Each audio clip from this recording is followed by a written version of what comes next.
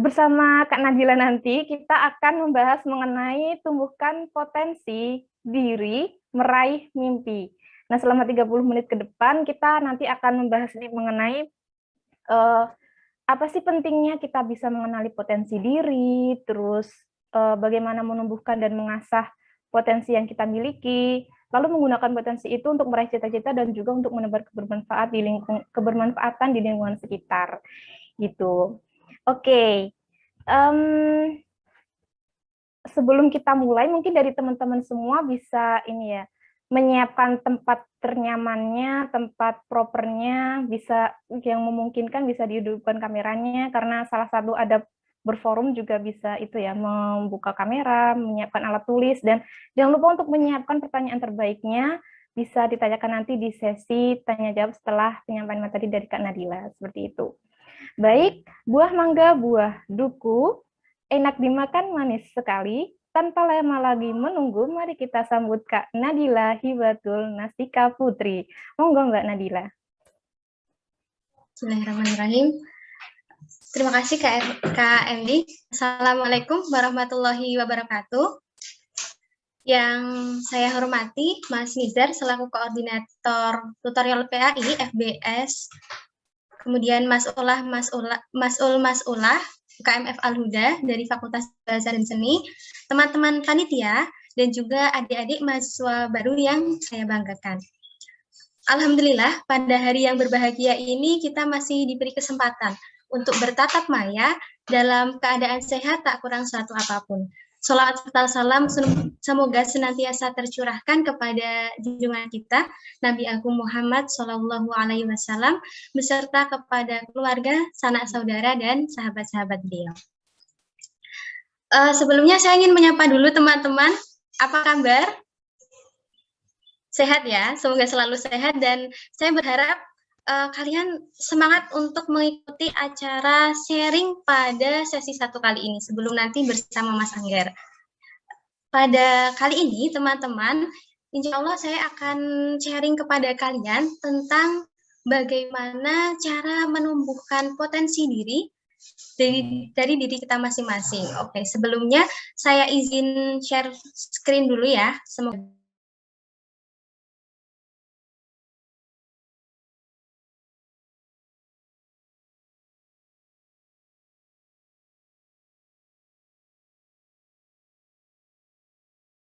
apakah sudah terlihat, Kak Endri?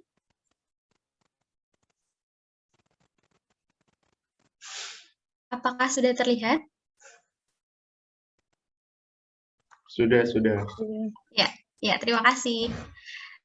Oke, pada pagi ini, saya ulangi ya teman-teman, insya Allah Kak Nadila akan sharing tentang tumbuhkan potensi diri untuk gapai mimpi. Ada pepatah bilang teman-teman, tak kenal maka tak sayang. Oleh karena itu, izinkan dulu saya memperkenalkan diri. Salam kenal, nama saya Nadila Hibatul Nastika Putri. Saya dari Gunung Kidul, ya, salah satu kabupaten yang ada di Yogyakarta. Saya merupakan alumni dari Sastra Indonesia Universitas Negeri Yogyakarta, dan saat ini mohon doanya masih dalam proses menempuh studi di Universitas Gadjah Mada. Bagi teman-teman yang ingin tahu mungkin kabar saya, bisa cek di IG @nadilaputri21 atau Facebook saya Nadila Hibatul, atau mungkin bisa juga kalian berkunjung ke blog saya di catatannadila.com. Oke teman-teman, sekarang sebelum sharing ini dimulai, saya ingin bertanya dulu. Kalian sudah kuliah 1 minggu ya?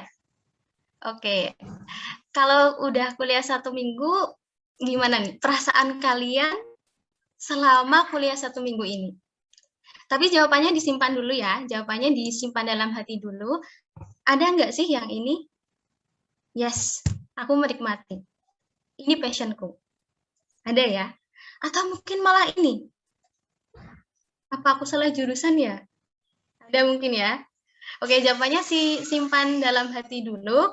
Sekarang Nadila mau cerita tentang memilih jalan sunyi. Cerita saya bagaimana ketika saya akan masuk kuliah, bagaimana jatuh bangunnya saya ketika akan masuk kuliah. Oke, izinkan bercerita sebentar ya, teman-teman. Oke, jadi ketika saya SMA, saya merupakan siswa jurusan IPA. Saya jurusan IPA. Tetapi ada tapinya. Saya itu selalu kesulitan ketika belajar matematika, kemudian fisika, kemudian kimia. Padahal itu merupakan salah satu mata pelajaran ciri khas ya, dan wajib dikuasai oleh anak-anak IPA. Tapi saya selalu merasa terbebani teman-teman ketika belajar itu. Saya selalu merasa ini ya, takut dulu ketika belajar. Nah, oleh karena itu, ketika ulangan, karena saya tidak menikmati dan merasa tertekan saat belajar, ya ulangan matematika, fisika, kimia, itu remedi pun menjadi hal yang biasa bagi saya. Jadi ketika nilai 7 itu alhamdulillah luar biasa. Ya biasanya 5, 6 itu juga itu udah bagus ya. Nah, waktu itu ketika saya suntuk belajar, satu pelarian saya adalah menulis.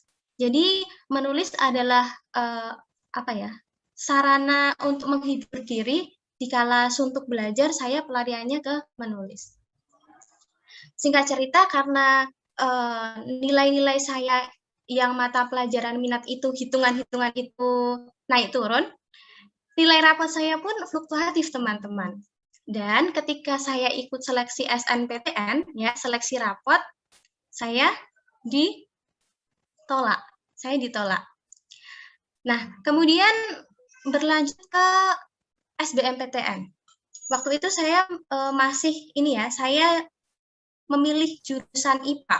Jurusannya waktu itu kalau saya tidak salah mengingat, ini jurusan pertanian, kalau nggak salah ya. Oke, jurusan pertanian. Kemudian ketika SBMPTN, saya ditolak lagi. Ketika SBMPTN ditolak lagi, kemudian saya belum menyerah ya waktu itu ya, belum menyerah, masih, meskipun saya setiap membuka pengumuman itu menangis, tapi saya masih aku akan coba jalur ujian tulis. Saya coba ujian tulis di UGM, kemudian di UGM ya, kalau nggak salah di UGM, tapi ternyata ditolak lagi. Sampai pada, kalau teman-teman ingat ya, ujian tulis UGM itu sampai 2 kali dua kali saya ikuti, semuanya saya tidak lulus. Jadi kalau dihitung-hitung teman-teman, saya ini ditolak oleh 4 perguruan tinggi negeri dengan 5 macam cara penolakan yang berbeda. Saya pernah ditolak UGM, ditolak Undip, ditolak UPN, ditolak UNY pun saya pernah ya. Saya pernah ditolak UNY. Nah, ketika saya berada di titik nadir keputusasaan, karena teman-teman saya sudah dapat kuliah, tempat kuliah, kemudian pembicaraan di grup kelas itu sudah mulai ke kos-kosan ya, panas ya, hatinya tuh panas lihat kayak gitu. Terus alhamdulillah waktu itu ada informasi UNY masih buka satu jalur pendaftaran lagi, namanya ujian tulis mandiri.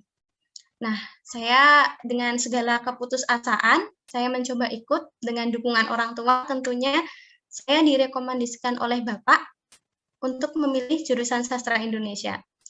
Dan dengan saya sudah saya kalau saya nggak terima di negeri nggak apa-apa waktu itu, tapi alhamdulillah qadarullah ya, Allah izinkan saya untuk belajar di sastra Indonesia UNY, itu teman-teman. Nah, kenapa sih Kak kok cerita kayak gitu? Emang ada apa? Saya ingin sejenak merefleksi diri teman-teman dengan waktu saya ketika awal-awal maba dengan kondisi teman-teman sekarang. Oke, itu kisah saya ya, kisah saya tentang bagaimana ditolak oleh banyak perguruan tinggi. Kemudian coba kita tengok lagi. Nah, kalian tahu nggak ini kira-kira apa? Saya munculkan beritanya ya. Nah, fokus di sini. Mereka ini adalah teman-teman kita, ini tahun 2021 kan ya, berarti angkatan teman-teman ya. Ketika mereka mengikuti ujian seleksi masuk perguruan tinggi. Dan mereka ini ikutnya seleksi mandiri. Kalau saya perkirakan, berarti seleksi mandiri ini mereka sudah menempuh SNMPTN, sudah SBMPTN, ya, keduanya sudah dilalui. Tetapi mereka masih, kalau mungkin mereka ditolak, mereka masih semangat untuk mengikuti ujian tulis, untuk mengikuti ujian mandiri. Padahal mereka memiliki kekurangan. Dan inilah teman-teman yang membuat saya semangat ketika saya mengikuti ujian tulis paling akhir UNY. Karena apa? Karena pada saat saya hari H mengikuti ujian tulis, saya mendapat berita bahwa ada teman seangkatan saya yang ikut seleksi ya, meskipun tidak satu sekolah, ini tunanetra. Dan ya Allah gimana sih ya, saya ternyata ini ya, perjuanganku tuh nggak ada apa-apanya ya dengan mereka yang tunanetra ini, dengan mereka yang memiliki kekurangan, tapi aku udah menyerah gini aja. Nah, saya akan mengajak refleksi teman-teman sejenak. Ternyata teman-teman, belajar di perguruan tinggi itu adalah nikmat yang harus kita syukuri. Nikmat luar biasa. Kenapa? Karena banyak loh yang ingin duduk di kursi kita saat ini, banyak banget yang memperebutkan kursi. Ya, ada saya contohnya tadi ya. Bahkan ada teman-teman yang memiliki kekurangan pun mereka masih memperebutkan kursi. Maka kita harus belajar dengan sungguh-sungguh teman-teman. Nah, bagaimana cara kita untuk belajar dengan sungguh-sungguh untuk bisa mengembangkan potensi-potensi diri kita sendiri? Ini akan saya sharingkan kepada teman-teman tentang menyusun kontrak diri. Ya, jadi kontrak diri ini pernah saya bawakan ketika bincang kepenulisan, kalau nggak salah bersama Kak Fedora. Ada Kak Fedora di sini juga. Nah, hari ini saya akan coba sharingkan kepada teman-teman bagaimana kontrak diri ini bisa menjadi pengarah atau menjadi rel agar kita itu fokus pada tujuan kita saat kuliah gitu. Nah, mungkin muncul pertanyaan, apa sih Kak kontrak diri itu? Asing ya, asing banget ya mungkin istilahnya. Nah, kontrak diri ini adik-adik, saya memperkirakan, saya mengartikan sebagai komitmen dari diri sendiri yang kita buat untuk memudahkan kita mencapai tujuan.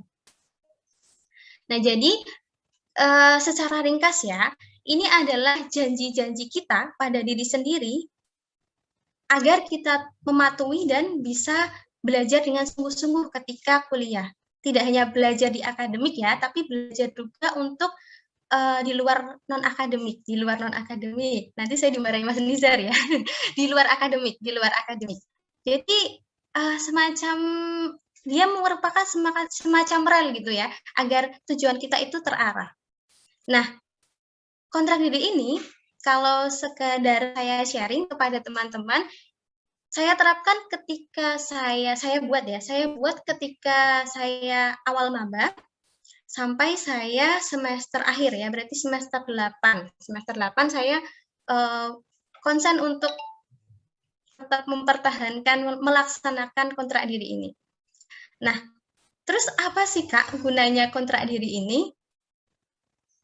Ya, apa sih manfaat yang didapat? Oke, saya akan sharing ya teman-teman. Mudah-mudahan ini saya tidak bermaksud pamer, hanya untuk memotivasi teman-teman. Tahun 2018, alhamdulillah saya terima menjadi award day beasiswa unggulan. Tahun 2019, alhamdulillah saya dapat mengikuti PKM bersama teman-teman tim dan menjadi juara 2 di Pekan Ilmiah Mahasiswa UNY 2019.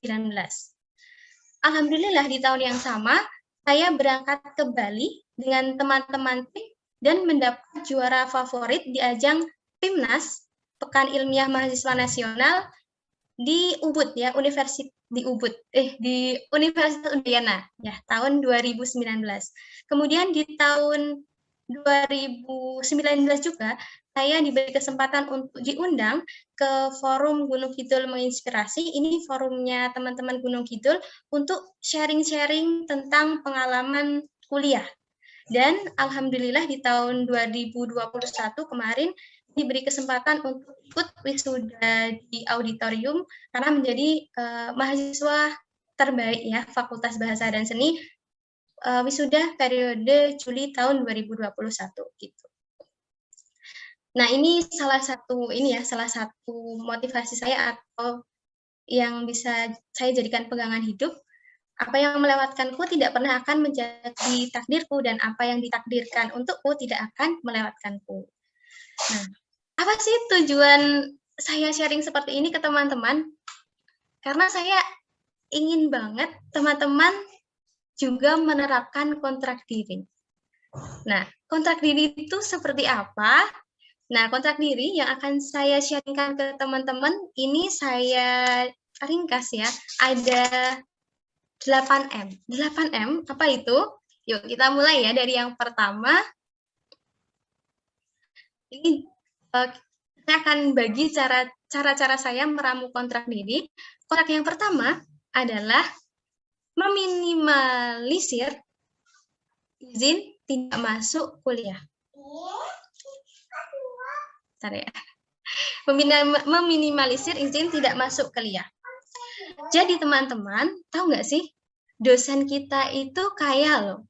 Kaya ilmu, kaya wawasan, kaya pengalaman. Jadi ketika kita itu masuk kelas, akan banyak banget ilmu yang kita dapatkan dari beliau-beliau yang sudah doktor, sudah S2, sudah profesor gitu ya. Ini adik saya, ponakan saya. Nah, ketika kita itu katakanlah jarang masuk, kita masuknya untuk memenuhi kewajiban saja ya. Kan biasanya nih teman-teman, dosen itu ketika masuk akan memberi kontrak mahasiswa. Kalau ini kontrak diri, kalau dosen itu kontrak mahasiswa. Mahasiswa boleh tidak masuk 4 kali. 4 kali itu boleh tanpa izin ya. Kemudian kalau 4 kali ini tidak masuk, lebih dari 4 kali tidak masuk, dia tidak boleh ikut ujian. Nah, tapi teman-teman, saya rekomendasikan kalian jangan sampai 4 tidak masuknya ya. Karena apa? Karena itu tadi, kita dengan bertatap langsung ya, kalau sekarang kan bertatap maya ya, bertatap maya dengan dosen, kita bakal banyak banget menyerap ilmu dari beliau-beliau yang sudah berpengalaman. Dan kebetulan bukan kebetulan ya, saya adalah tipe orang yang kalau belajar tuh harus diarahkan. Kalau cuman saya belajar sendiri, membaca sendiri itu susah banget masuknya, jadi perlu dijelaskan. Nah, maka waktu maba saya berupaya untuk tidak menggunakan keringanan tidak masuk untuk hal-hal yang tidak penting. Jadi ketika saya tidak masuk ya emang itu saya sakit atau emang ada kepentingan keluarga yang tidak bisa ditinggal. Kalau sekadar organisasi yang memang itu tidak berkaitan langsung dengan saya masih tetap masuk kuliah gitu. Itu M yang pertama ya. Meminimalisir tidak masuk kuliah. Kemudian ya M yang kedua, Kak, apa ya? Mencatat dengan rapi. Nah, ini ya, kadang kan kita berpikir, mahasiswa itu beda dengan SMA. Kalau SMA ini tuntutan kita adalah lebih banyak pelajarannya, kemudian catatan-catatannya itu juga harus banyak. Mungkin ada teman-teman yang berpikir, wah kuliah ini bebas. Kuliah aku melepaskan masa-masa SMA yang terkekang, fokus UN, aku ingin menikmati masa-masa kebebasan dengan, ya wes aku nggak usah mencatat lah, toh kan pikirannya juga udah luas. Ini pemikiran yang menurut saya keliru. Karena apa? Karena kita juga butuh kok mencatat dengan rapi di perkuliahan. Karena dengan mencatat rapi, ini akan mempertajam ingatan kita, teman-teman. Nah, mencatat apa saja? Bisa mencatat materi yang disampaikan oleh dosen. Biasanya kan dosen ini ya, kalau menyampaikan tuh apa yang ditampilkan itu kadang tidak sekaya apa yang dia ucapkan. Maka apa-apa yang dia ucapkan itu catatlah teman-teman. Catatlah, karena apa ya, kadang banyak banget ilmu-ilmu yang kalau beliau cerita ini banyak-banyak ditularkan ke kita. Ini catatlah yang menurut kalian berguna dan penting gitu ya. Kemudian yang dicatat apalagi selain materi pelajaran kuliah, yang dicatat adalah tugas. Nah, karena apa? Karena mahasiswa ini menurut saya lebih sibuk ya. Mungkin kalian di semester awal ini akan banyak mengikuti UKMF mungkin, walaupun daring saya kurang mengikuti ya. Walaupun daring itu mungkin banyak sekali tuntutan rapat dan sebagainya, maka tugas kuliah ini jangan lupa untuk dicatat. Nah, sekedar sharing ya, ketika saya SMP, SMA, sampai kuliah, saya mempunyai buku khusus ya, semoga ada di sini. Ya ada. Buku ini adalah buku catatan tugas. Jadi segala tugas saya tulis di sini per hari ya. Dan kalau sudah saya centangi teman-teman. Nah, ini saya juga masih membuat buku tugas untuk studi kuliah S2 ini karena pada dasarnya saya orangnya pelupa ya. Saya lupa sekali, maka butuh ditulis tugas-tugas yang sekiranya penting, mendesak, dan harus dilaksanakan. Seperti itu. Nah, sekarang kita lanjut M yang ketiga. M yang ketiga adalah menghindari menunda pekerjaan. Sulit ya? Ya, saya juga merasa ini sangat-sangat sulit. Nah, perlu kita ketahui teman-teman bahwa menunda pekerjaan itu ada beberapa jenis ya. Yang pertama ada menunda karena memang ada hal lain yang lebih mendesak. Yang kedua, menunda karena kita memang ingin mencari informasi yang lebih kaya lagi untuk mengerjakan hal itu. Dan yang ketiga, ini menunda karena malas gitu. Mungkin kita bukan malas ya, mungkin capek atau ingin refreshing dulu atau seperti apa. Nah, yang perlu kita minimalisir menunda pekerjaan itu menunda pekerjaan jenis yang ketiga, yaitu menunda karena malas. Saya dulu pernah punya pengalaman, saya banyak menunda ketika SMA dan saya sangat menyesal gitu. Aduh, kok nggak tak kerja kayak bingi-bingi yo, kok aku baru sekarang yo ngerjainnya kan jadi numpuk. Nah, sejak itu saya punya prinsip menunda pekerjaan sama dengan menabung penyesalan. Karena setiap kita menunda, nanti kita akan menabung penyesalan gitu. Wah, ngerjain tak kerja kayak bingi-bingi yo. Tahu gitu, aku ngerjakannya kemarin-kemarin ya gitu. Nah, untuk agar menyiasati ya, salah satu cara menyiasati agar kita itu tidak mungkin bukan istilahnya gini ya, misalnya kita punya tugas dan kita ingin mengerjakannya langsung, tapi ada hal lain yang lebih mendesak. Itu gimana caranya? Caranya kita bisa dengan mencicil. Jadi setiap hari dicicil, misalnya ada kita disuruh membuat makalah ya, kalau S1 makalah ya, makalah hari ini buat pendahuluan dulu. Pendahuluannya pun paragraf 1 sampai 2 gitu. Ditabung terus sampai nanti selesai. Dan itulah juga yang saya lakukan teman-teman ketika S1. Jadi sebenarnya ya saya tipe orang yang kerjanya lama banget.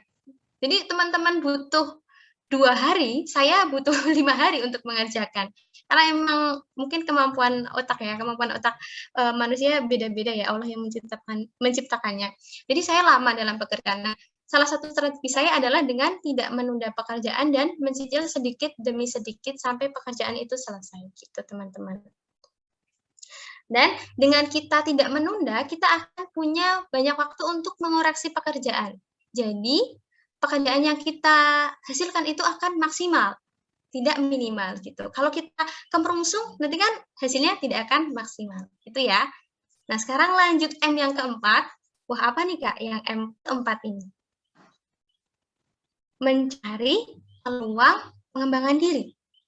Nah, kalau yang M1 sampai 3 tadi kan fokusnya kuliah ya, kuliah. Sekarang yang keempat ini M-nya agak di luar kuliah.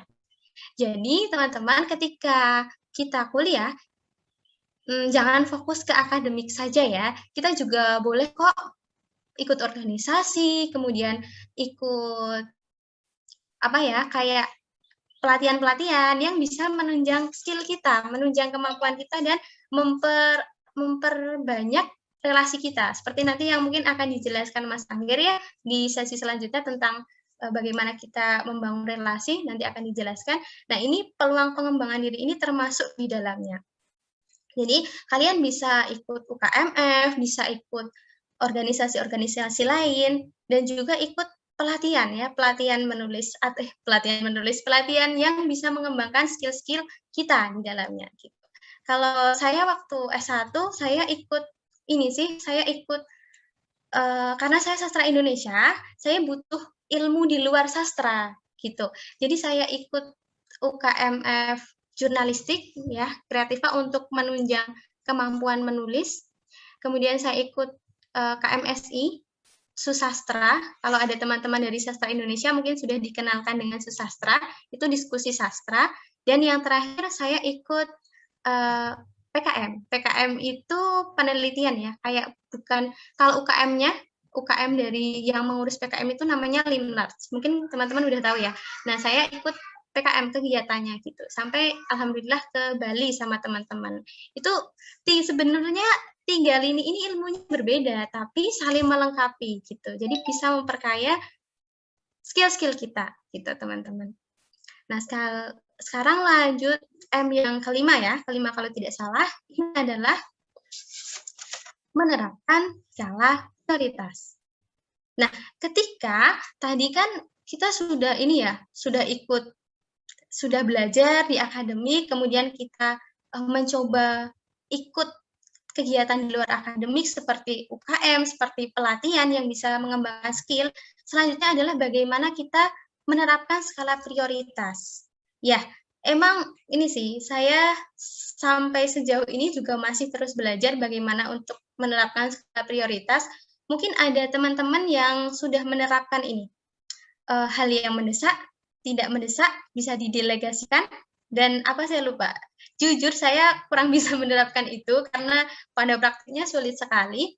Yang saya lakukan hanya hal-hal sederhana dalam menerapkan skala prioritas ini, yakni saya membuat to-do list harian. To-do list harian, kembali lagi ke mencatat ya. Jadi kalau saya punya agenda penting dalam satu hari, akan saya tulis di buku kecil, buku harian, to-do list, dan kalau sudah terlaksana akan saya centang gitu.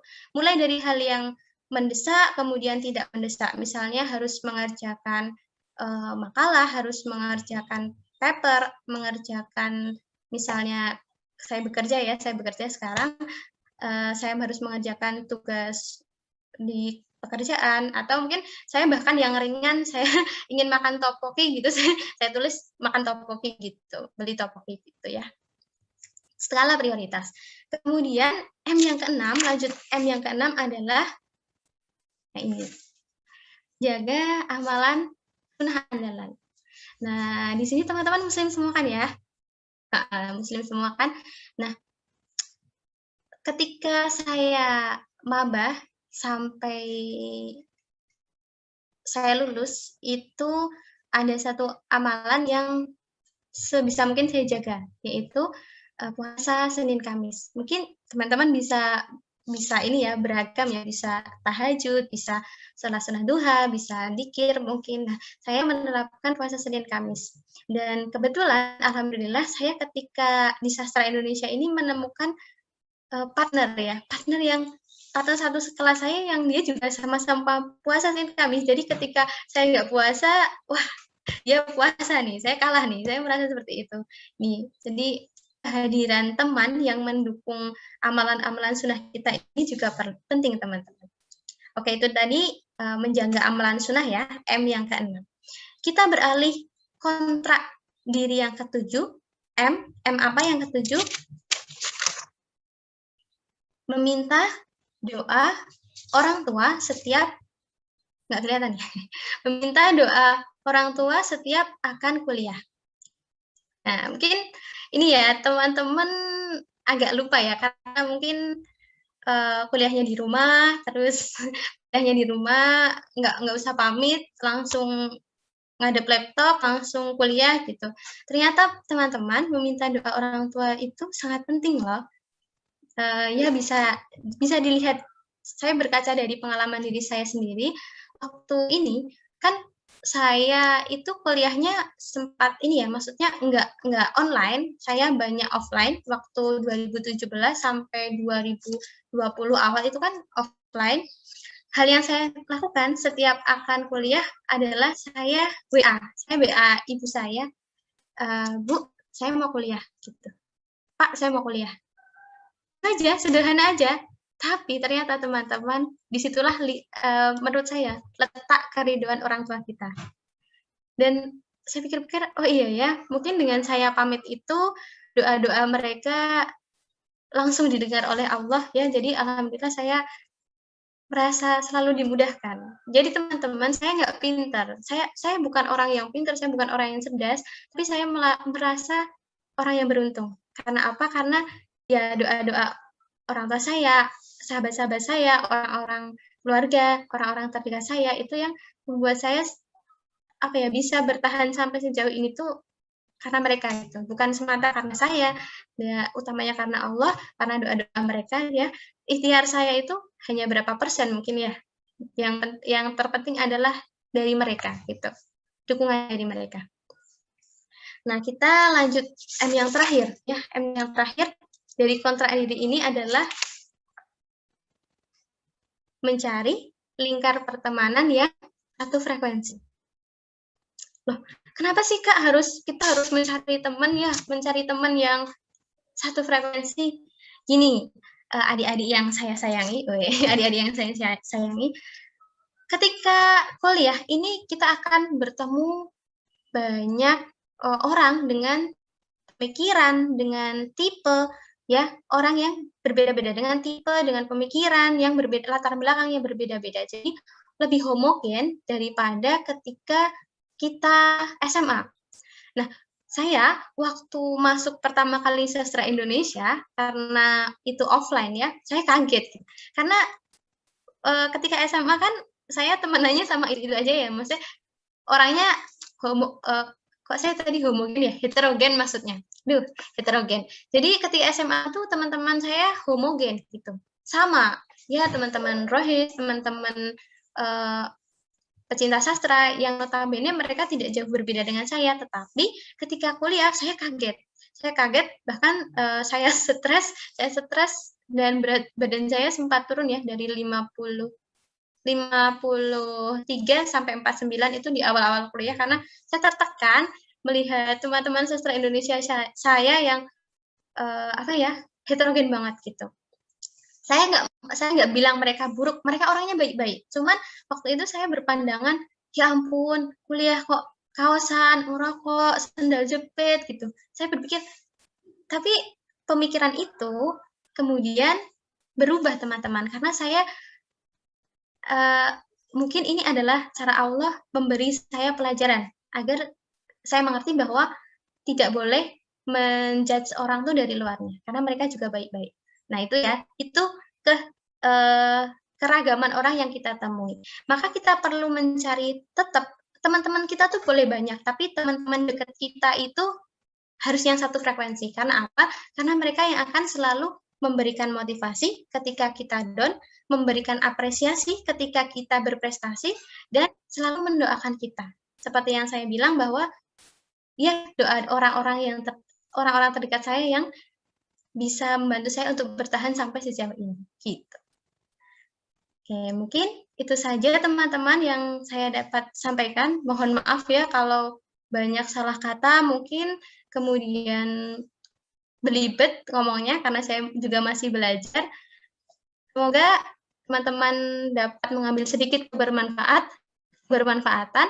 Pesan saya untuk adik-adik yang Kak Dila sayangi, selamat belajar dan semangat menebar kebermanfaat. Terima kasih. Wassalamualaikum warahmatullahi wabarakatuh.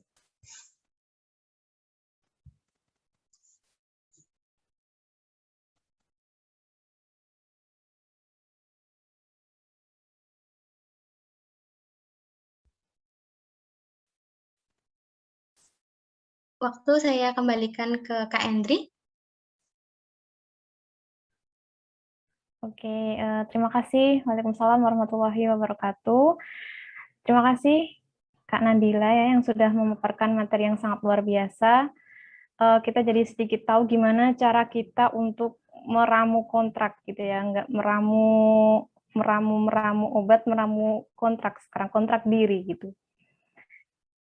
Oke, selanjutnya adalah sesi tanya jawab ya teman-teman. Untuk yang ingin bertanya disilahkan, baik yang di YouTube maupun di room Zoom. Untuk yang di YouTube mungkin bisa langsung mengetik di kolom komentar, dan untuk yang di Zoom mungkin bisa langsung raise hand, langsung open mic, atau nanti bisa langsung ini chat di kolom komentar. Monggo yang ingin bertanya. Untuk sesi pertama mungkin bisa 3 pertanyaan terlebih dahulu, monggo. Permisi Kak, izin bertanya. Apakah sudah diperbolehkan? Oke, ini ada satu penanya, mohon maaf. Ada Nepti dari PBD, monggo. Silakan Nepti. Ya, mohon izin bertanya untuk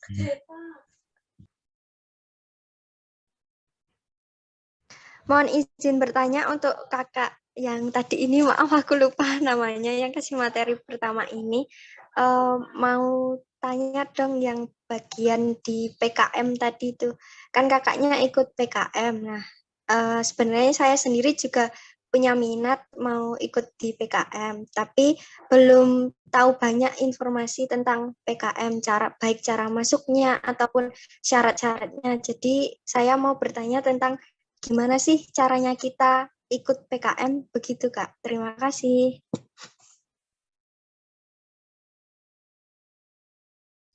Ditampung dulu atau langsung dijawab ya Kak Endri ya? Iya, silahkan bisa langsung jawab, Kak. Oke.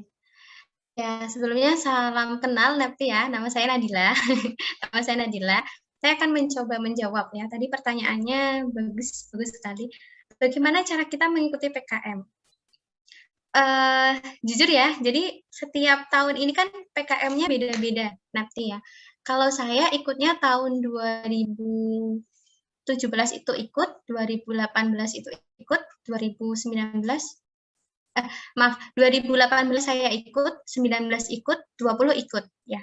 Nah, ini setiap tahun memiliki cara atau memiliki format yang beda-beda lah, istilahnya seperti itu. Nah, jadi biasanya untuk ikut PKM ini akan ada pengumuman dari UNIF ya. Yang pertama ada pengumuman dari UNIF. Selanjutnya kita akan diarahkan oleh teman-teman dari PKM Center UNY, namanya PKM Center, pusat PKM-nya, sama dari teman-teman kalau FBS itu namanya Limnats. Nah, mungkin ada ya teman-teman Limnats di sini, nanti kalau saya salah mohon dikoreksi. Nah, ini teman-teman Limnats akan mengarahkan kita bagaimana kita membuat PKM. Biasanya yang pertama ini kita buat proposal dulu. Kita tentukan mau bidang apa. Kan PKM itu ada PKM 5 bidang, ada PKM GT, gagasan tulis, ada PKM apalagi saya lupa ya. Itu ya yang saya ingat itu. Tapi yang PKM ini setiap ketika dia masa pandemi, ini dia mengalami transformasi. Yang tadinya PKM 5 bidang itu sepertinya ya, kalau tidak saya menangkap, ini dipecah lagi. Nah, jadi ikuti saja perkembangan dari Limlats, pantau terus. Yang pertama adalah menentukan dulu kita minat bidangnya apa. Kalau saya kemarin ya, waktu kembali itu minatnya kewirausahaan, jadi saya dan teman-teman membuat produk, kemudian dijual dan sebagainya. Kalau yang tahun 2020 ini saya kebetulan bareng juga sama Mas Angger itu kami meneliti gitu, tapi beda kelompok. Nah, setelah kita membuat proposal, nanti akan ada seleksi dari UNIF, kemudian akan ada istilahnya monitoring, kemudian nanti ada pendanaan. Nah, menuju tahap pendanaan itu pun akan diseleksi lagi ya, mana kelompok yang bisa didanai, mana yang tidak. setelah pendanaan nanti akan ada monitoring lagi untuk sampai ke tahap PIMNAS. Jadi puncaknya itu adalah PIMNAS, di mana PIMNAS ini kita mempresentasikan hasil karya kita itu secara nasional gitu. Nanti baru diambil juara favorit, juara 1, 2, 3 gitu. Semoga bisa menjawab. Mohon maaf kalau kurang lengkap, nanti bisa ditanyakan ke teman-teman Limtats ya, Nepi ya, gitu. Terima kasih Kak Nadila. Oke, terima kasih Kak Nadila. Gimana Nepti, udah jelas nih jawabannya? Sudah, Mbak. Oke, terima kasih Nepti yang sudah mengajukan pertanyaan. Mungkin nih teman-teman yang lainnya yang belum mengajukan pertanyaan bisa langsung raise hand juga kayak Nepti tadi, atau kalau misal terkendala sinyal bisa langsung tulis di kolom komentar. Untuk yang di YouTube juga sama ya.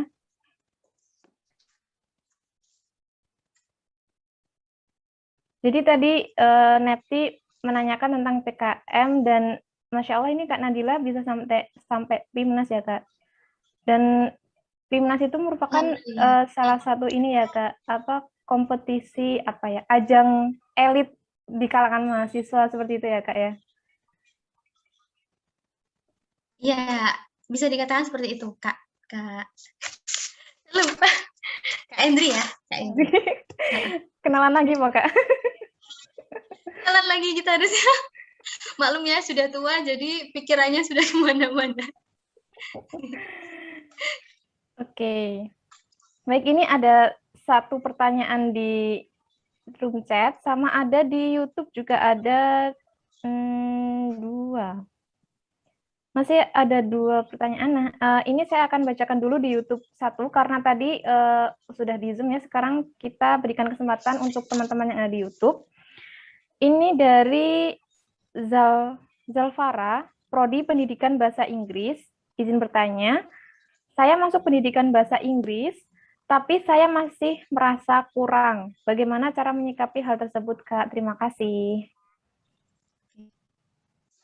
Ya, terima kasih Zalfara sudah bertanya. Salam kenal ya, nama saya Nadila. Jadi tadi apa yang harus kita lakukan ketika, ya mungkin itu sesuai pertanyaan saya tadi ya. Apa aku salah jurusan ya? Apa saya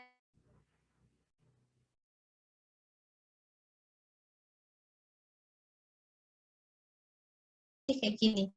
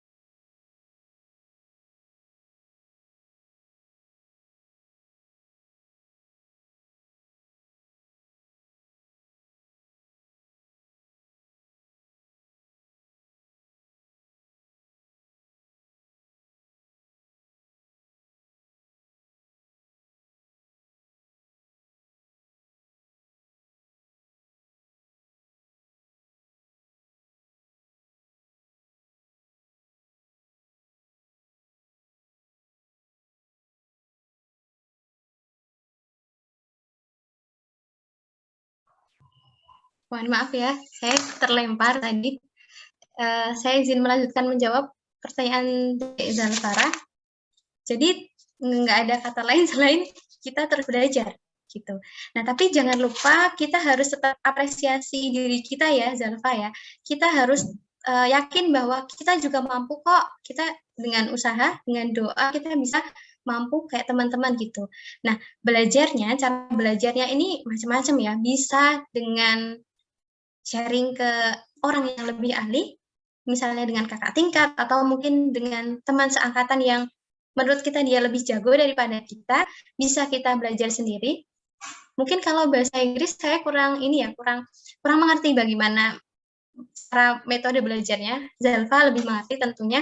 Jadi itu saran dari saya yang juga saya lakukan, itu kita nggak boleh rendah diri ya, rendah hati boleh, rendah diri jangan, harus percaya kita juga bisa, dan kita belajar dengan teman atau belajar mandiri gitu. Semoga menjawab, Zalfa. Oke, baik. Gimana Zalfa? Ternyata juga, ya, semoga menjawab ya untuk yang di YouTube. Bagaimana Kak Zalfa?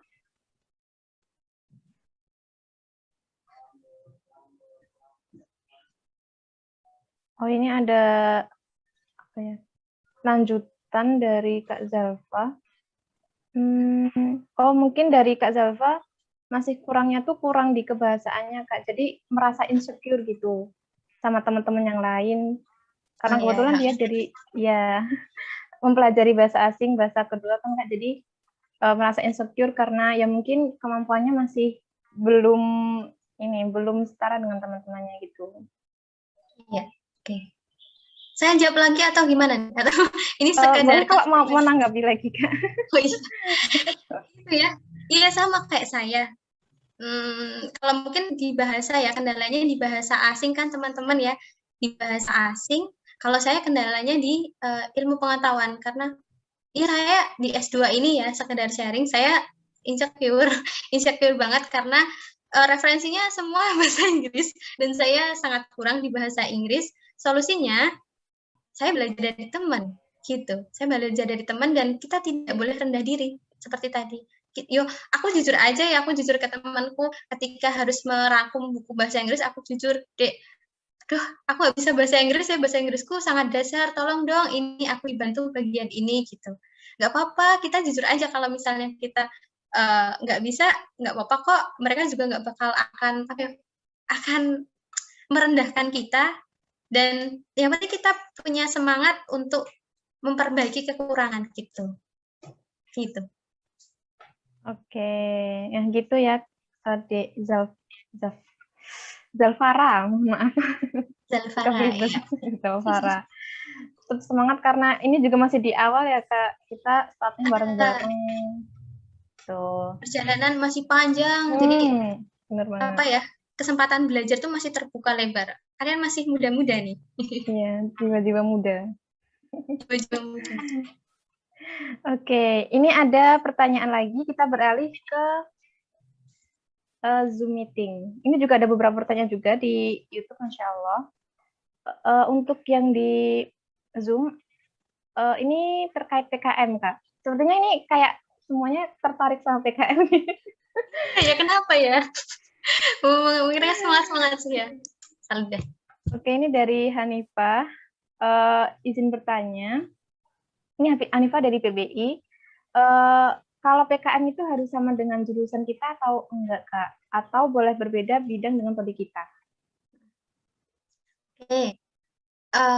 Yang harus sama, salam kenal dulu ya. Halo Hanifah, salam kenal. Jadi yang harus linear itu ketua sama bidang yang kita kerjakan. Misalnya, kita memilih bidang penelitian ya, penelitian tentang bahasa. Bahasa lebih khusus lagi misalnya bahasa Indonesia gitu, misalnya. Maka si ketua PKM itu dia harus dari bahasa juga. Ketua ya, yang sebagai catatan ketua. Nah, tapi anggotanya ini boleh lintas jurusan. Seperti kalau ketika di tim saya tahun 2019, ini kami macam-macam jurusannya, Dek. Karena kami membuat tas kulit ya, itu PKMK ya. Si ketua ini namanya Mas Lili, dia dari pendidikan seni rupa. Kemudian anggota 2 juga dari pendidikan seni rupa. Anggota 3 ini dari FE, dari bidang akuntansi, karena memang dia dibutuhkan. Kemudian saya sendiri dari jurusan sastra Indonesia, dan satu lagi teman kami dari kimia. Sebetulnya kalau anggota ini sesuai dengan kebutuhan. Misalnya kita butuh ilmu apa untuk penunjang, kita ambillah dia. Misalnya, ya tadi kalau kita meneliti sejarah, pilihlah orang-orang sejarah. Kita meneliti tentang teknologi, pilihlah orang-orang teknik. Kita milih bahasa, kita pilih orang-orang bahasa, merekrut orang bahasa. Kalau misalnya bidang saintek ya, ambillah orang-orang saintek. Yang harus linear, sekali lagi ya, itu adalah ketuanya. Sementara anggota tidak harus linear, tapi sesuai dengan kebutuhan. Gitu. Semoga menjawab, Hanifah.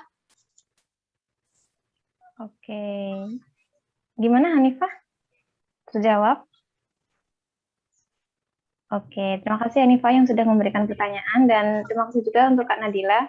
Dan ini menurut saya juga sekaligus menjawab pertanyaan dari Nurul Winasti Listiarini dari YouTube. Kak, ini ada pertanyaan yang menurut saya agak serupa mengenai kalau mau ikut PIMNAS apakah harus dari anggota UKM penelitian? Nah, berarti itu nggak harus kan ya Kak? Nggak harus, nggak harus. Oke. Nah, ini tadi kan udah 3, tapi ini ada satu pertanyaan lagi Kak di YouTube, apakah bisa dijawab Kak? Apa berkenan untuk dijawab? Boleh, boleh. Oke, ini dari Majid Kurniawan. Assalamualaikum, selamat pagi. Dari Prodi Sastra Indonesia izin bertanya, kalau kita mengikuti UKM lebih dari 1, kalau mempengaruhi kita dalam pembelajaran di kuliah apa tidak, gitu Kak? Ya. Waalaikumsalam. Waalaikumsalam warahmatullahi wabarakatuh. Halo Majid. Kita satu prodi ya? Maaf, ini ada yang bocor ya teman-teman ya?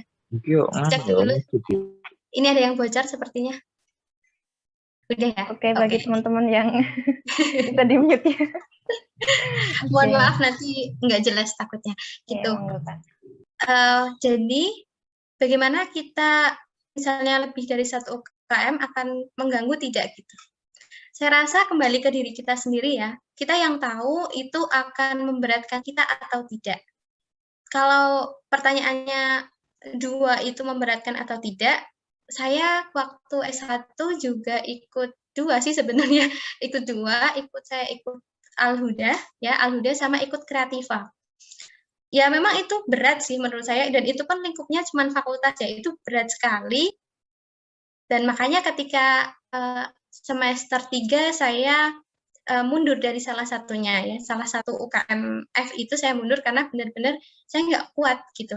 Takutnya nanti selain apa ya, saya takutnya bukan mengarah ke akademik sih, tapi saya takutnya nanti kalau saya diberi amanah nanti malah nggak maksimal, jadi saya mundur salah satu gitu. Jadi saya bertahan di 1 UKMF sampai masa kepengurusan saya selesai 2 periode. Kalau mengganggu atau tidak, ini ya, perspektifnya sendiri-sendiri. Kata mungkin Majid mampu 2 UKM, tapi saya tidak mampu gitu. Yang penting adalah kita bisa membagi waktu sih, kapan harus kegiatan UKM, kapan kita harus belajar gitu. Yang penting saya tekankan ya teman-teman ya, saya maksudnya bukan menuntut kalian akademik, tidak, tapi tugas kita diberi amanah oleh orang tua untuk belajar di S1 ya. Jadi selesaikan dengan baik. Sekiranya kegiatan di luar yang itu mengganggu, tolong nanti dulu gitu, fokus dulu ke kuliah. Nanti setelah misalnya lulus kuliah, saya yakin kok peluang itu masih akan ada terus gitu. Jadi fokus dulu ke kuliah sambil belajar organisasi, tapi jangan sampai organisasi ini mengganggu kuliah kita gitu. Semoga menjawab ya, Majid, semoga menjawab.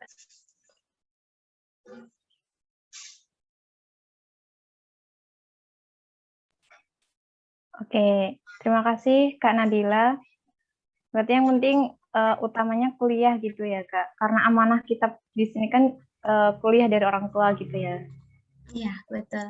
Gitu. Oke, nah karena waktunya sudah mendekati waktu materi sesi 2 juga, mungkin untuk materi pertama bisa kita cukupkan. Nah, bagi teman-teman semuanya yang masih ingin bertanya, masih kepo nih tentang PKM, PIMNAS, ataupun beasiswa unggulan ya Kak, bisa langsung ditanyakan ke panitia. Nanti akan kita kumpulkan dan kita serahkan ke Kak Nadila. Begitu gimana Kak? Ya, boleh gitu aja. Oke. Oke, sebelum kita tutup mungkin dari Kak Nadila ada closing statement. Closing statement-nya sederhana aja. Tetap semangat adik-adik, kalian masih awal, masih banyak buka peluang untuk terus belajar dan menebar kebermanfaatan kita. Semangat! Oke, Masya Allah. Terima kasih Kak Nadila yang sudah menemani kita di sesi pertama ini. Dan izinkan saya untuk membacakan sedikit rangkuman materi yang sudah Kak Nadila sampaikan untuk mereview kembali gitu ya Kak. Mengenai meramu kontrak diri, hal-hal yang perlu kita lakukan, yang pertama meminimalisir izin tidak masuk kuliah, mencatat secara tertib, menghindari menunda pekerjaan, mencari peluang mengembangkan diri, menerapkan skala prioritas, menjaga amalan sunnah andalan, meminta doa orang tua setiap akan kuliah, dan juga mencari lingkar pertemanan satu frekuensi.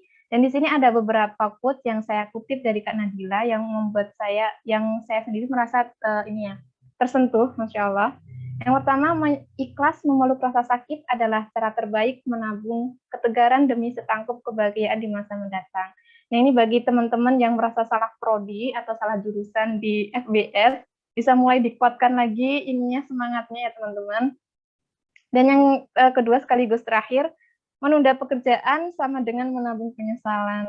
Buat teman-teman yang deadliners nih, jiwa-jiwa sejatinya mahasiswa, mungkin bisa diubah moto hidupnya. Biasanya kan kalau bisa nanti kenapa harus sekarang, itu dibalik ya. Harusnya kerjakan sekarang, gimana sih? Kalau bisa sekarang kenapa harus nanti gitu. Oke, itu mungkin sedikit rangkuman dari saya. Semoga teman-teman semuanya bisa mengambil pembelajaran dan hikmah dari materi yang disampaikan oleh Kak Nadila. Sekali lagi saya ucapkan terima kasih banyak kepada Kak Nadila yang sudah. Oke, sehat selalu Kak dan keluarga, salam. Amin. Terima kasih Kak Endri dan teman-teman. Assalamualaikum. Waalaikumsalam warahmatullahi wabarakatuh. Baik, karena kita sudah berada di penghujung acara di sesi pertama ini, saya serahkan kembali acara sharing maba ini ke MC. Sekian dari saya. Mohon maaf bila ada kekurangan selama membersamai teman-teman semua di sesi 1. Billahi taufiq wal hidayah. Wassalamualaikum warahmatullahi wabarakatuh.